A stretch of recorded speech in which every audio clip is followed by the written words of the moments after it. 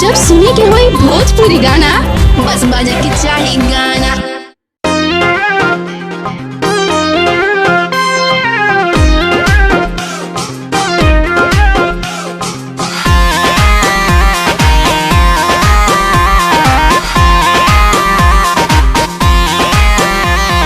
बसवो कटाई गइल मोहरावो छबाई, पिया खोद जाइबू तू हमके भुलाई। बसवो कटाई गइल मोहरावो छबाई, पिया खोद जाइबू तू हमके भुलाई।